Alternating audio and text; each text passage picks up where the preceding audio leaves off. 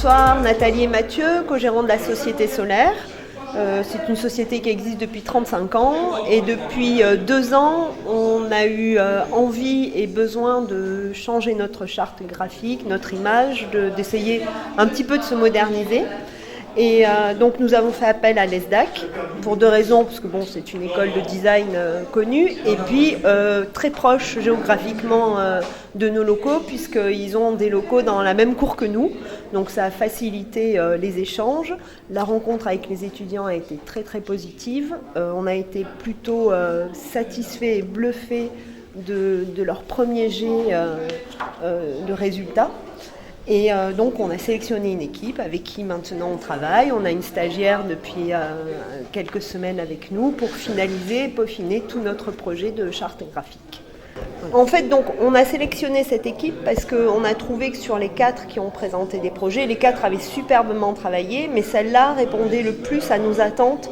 C'est celle qui avait le mieux cerné l'esprit de notre société, ce qu'on avait envie de transmettre et de montrer. Oui, ils ont réussi à proposer quelque chose. Alors, voilà, à travers plusieurs déclinaisons. Là, on voit plusieurs de leurs travaux qui avaient toujours un sens. Là, ils repartaient un peu du logo initial, avec des déclinaisons de couleurs. Ici, des déclinaisons du soleil. Là, c'était plus l'architecture, le bâtiment. Voilà. Et en fait, ils sont arrivés sur ce logo-là qui nous a vraiment plu, en fait. Donc avec effectivement toujours cette notion de solaire, de soleil. Voilà, qui reste en fond, qui est vraiment présente, avec le haut en plus qui est complètement affirmé. Mais vraiment, ils ont vraiment fourni un travail de qualité, une vraie réflexion. Alors après, on ne peut pas adhérer à tout, mais globalement, on les a vraiment félicités sur leur rendu, leur travail et leur réflexion. Vous êtes vous-même devant des projets d'architecture qui sont ici, qui ont été présentés en public, puisqu'on est dans la semaine du design de l'ESDAC, qui ont été présentés en public devant un jury professionnel composé principalement de membres de l'Union nationale des architectes d'intérieur et designers, qui est un partenaire de l'ESDAC, qui ont été présentés donc en jury de clôture de leur diplôme à Bac+4 lundi et mardi dernier. Et comme vous le voyez, l'architecture d'intérieur, et vous le comprenez tout de suite, elle parle aussi de l'extérieur. Oui. Parce qu'il faut gérer les interactions, la lumière, les flux, les cheminements. Et vous avez là donc des planches qui sont des planches graphiques, dont la plupart sont évidemment reproduites en infographie, mais dont quasiment toutes sont faites à la main.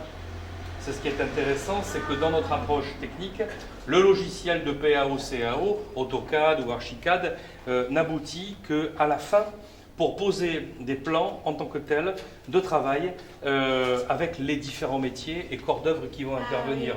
Tout l'amont, toute la création artistique d'une architecture d'intérieur est faite à la main. C'est donc un geste qui contient une propriété intellectuelle, qui contient une recherche et une innovation spécifique pour chacun des projets. L'esprit de la violette, qui a pris la suite du Clos de la Violette. Et Marc nous a dit, voilà, votre école, elle a l'air de fonctionner convenablement et on veut, avec vous, revoir une partie du parti pris design culinaire de notre nouvelle carte d'été. C'est quoi un parti pris design en matière culinaire? Eh bien, c'est quel système de volume, quelle couleur et quelle formalisation d'un plat in fine sorti de cuisine. Et vous avez là des choses qui ont été construites par Marc de Parsorio sur des travaux techniques qui ont été faits par nos étudiants et dont vous trouvez ici, finalement, l'architecturation, c'est-à-dire la construction en matière de design, qui sont des éléments de travail, vous commencez à le comprendre. Ça peut s'apparenter à du design d'espace et adapté à des objets flottants, c'est-à-dire à quasiment des systèmes de scénographie. Qu'est-ce qu'un plat si ce n'est une petite scénographie? Bien, vous avez ici une partie des études qui ont été faites et ces plats-là sont aujourd'hui à la carte de ce restaurant. Alors, qu'est-ce qu'une ferme urbaine? Les projets de ferme urbaine qui sont présentés ici, vous pouvez les feuilleter à chaque fois, vous pouvez ouvrir les catalogues et regarder.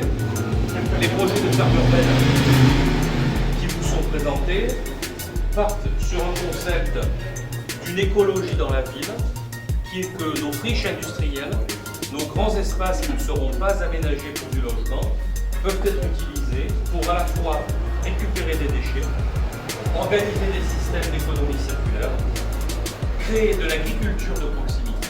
Et bien, les étudiants de l'ESDAC ont donné une vision design, c'est-à-dire une vision à la fois effectivement un peu poétique, un peu esthétique, mais toujours extrêmement fonctionnalisée.